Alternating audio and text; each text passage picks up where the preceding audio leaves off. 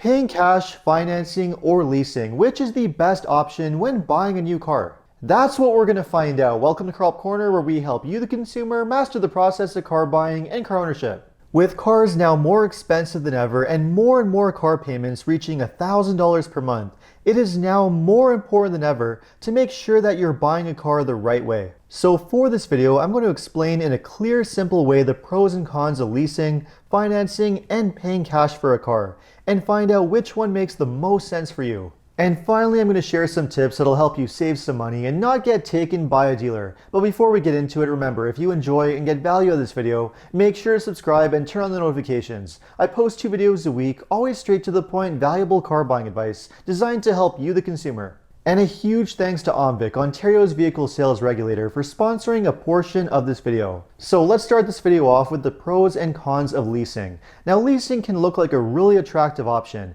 thanks to the lower monthly payments when compared to financing. And the reason you get lower payments with leasing is because you're only making payments on a portion of the total price of the car. Or if you look at it another way, you're only making payments on the car's depreciation. For example, if you're leasing a new car that costs, say, $30,000, you're only going to be making payments for 3 to 4 years on around $10,000 of that $30,000, which means that at the end of the lease, you have a balance of $20,000 that you can either pay if you want to buy out the car, or you can just return the car back to the dealership and start the process all over again.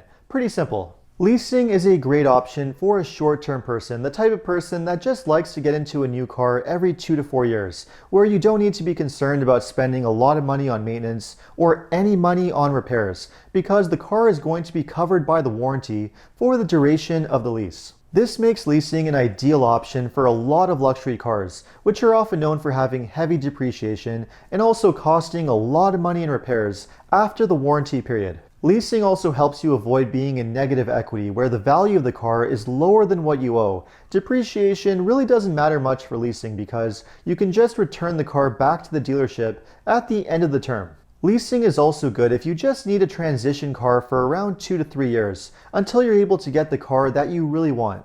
Leasing is also a great option for a lot of business owners because you're often able to deduct lease payments as a business expense. Of course, you want to talk to an accountant, but this is another reason why a lot of people lease. It also allows you to hold on to your cash and invest it elsewhere and not have a lot of cash tied up into a car. And finally, leasing a new car can be a good alternative to financing a used car, especially if you're someone who doesn't have a lot of cash to spend on a car, you need a low monthly payment, and you need to buy a car right away. Well, more often than not, you can often lease a brand new car for a very similar monthly payment to an older used car. Say you have a budget of around $500 a month. Well, leasing a brand new car complete with a full warranty and no repair concerns can often make a lot more sense than financing an older used car for the same amount. A car that's not going to have any warranty protection, is likely going to cost you a lot of money in repairs, is going to have a much higher interest rate, and by the time you're finished paying it off,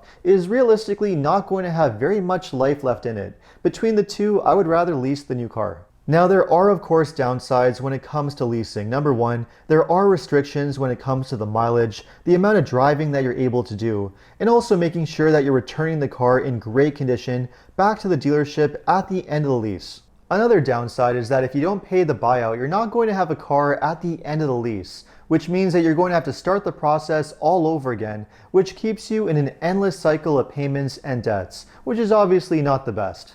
And when you add up all the costs, leasing usually does end up costing you more money in the end.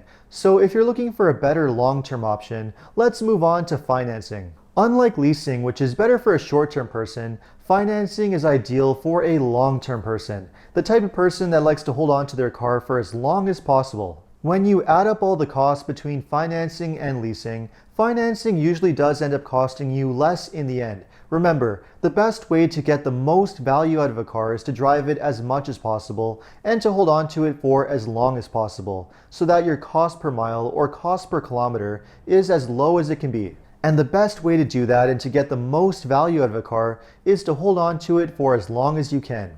Another benefit of financing is that there are far less restrictions. There's no mileage limits, condition requirements, and you're not going to be locked into a term for a set amount of time. Financing gives you a lot more flexibility. And just like leasing, financing allows you to hold onto your cash. So if you're good at investing, you can invest your money elsewhere instead of having it all tied up into a car. Now, of course, there are some downsides to financing, the biggest one being is that you will have higher monthly payments because you are making payments on the total price of the car rather than just a portion of the price like you do with leasing. Now, of course, you could go with longer terms in order to reduce your payments, but the issue with taking a longer time to pay off your car is that you could be in negative equity, where the value of your car is lower than what you owe, which is another major risk. It's important to understand your rights and the risks that come with financing or even leasing. So here are a few valuable tips from OMVIC, Ontario's vehicle sales regulator. The first important tip is that before you go to a dealership, it's always a great idea to contact your own financial institution first, so that you know your credit score and also know your financing options. If the dealer is arranging financing for you, then make it clear that you do not want your credit checked by multiple lenders, which can harm your credit score. Carefully review all the information on the application before it is submitted to make sure that everything is accurate with no errors. You also need to know who your application was submitted to and ask the dealership about all the different offered terms and rates. And only when you're happy with the rate, all the terms in the contract, and when you've read the contract very carefully, only then should you sign the deal. And if the dealership has made you any kinds of promises, all of those promises need to be written in the contract. Remember, in Ontario, after you sign a contract, there is no cooling off period. So make sure you're happy with the deal before you sign. And when in doubt, or to learn more about your car buying rights, just visit the OMVIC website. All the information can be found in the description box below. And now let's move on to the third car buying option, which of course is paying cash.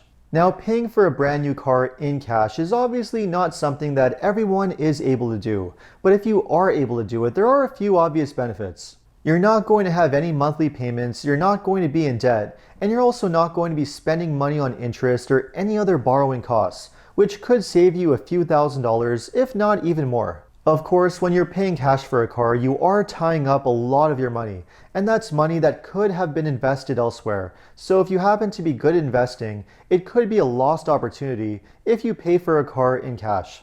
This is why you have to look at each option really carefully and decide which one makes the most sense for you, or perhaps use a balance of both, like for example making a really large down payment on a car and only financing a small portion over a short-term loan. So let's take a look at a quick example to see how this works in practice, and also see how you can save yourself some money when negotiating a deal with a dealership. Let's take a look at this brand new Toyota Corolla LE as an example. Now, it doesn't matter whether you're paying cash, financing, or leasing. When it comes to negotiating, you always want to make sure that you're looking at the total price of the car first, and negotiate that price down as low as you can. Not only will this give you the best out-the-door price, but it's also going to give you lower payments for financing and leasing. We can see here that the total price for this Corolla is $26,804, which results in a lease payment of $451 per month over a 36-year term, or 3 years, at 5.99% interest. I'm doing zero money down on this lease, which is a good idea because remember, this is not a car that you're going to own in the end, so it doesn't make a lot of sense to put a lot of money down on a car like this. I was, however, able to negotiate a better price by negotiating out some of the dealer fees, which were $1,221. And if we apply that as a discount to the price of the car, we can see that it reduces the total price to $25,583, which also reduces the lease payments down to $414 per month. Now, when it comes to leasing, in order to establish whether you're getting a good deal or not, a good rule of thumb is to follow the 1.5% rule, which means that the monthly payment should not exceed 1.5% of the total price of the car. In this example, 1.5% of $25,583 would be $383 per month. So because I am paying more than this is still not exactly the best lease deal. So in this case, financing does make a bit more sense. I'm going to finance the same pre-negotiated price over a 48-month term at 5.99%, which is a reasonable interest rate in today's market.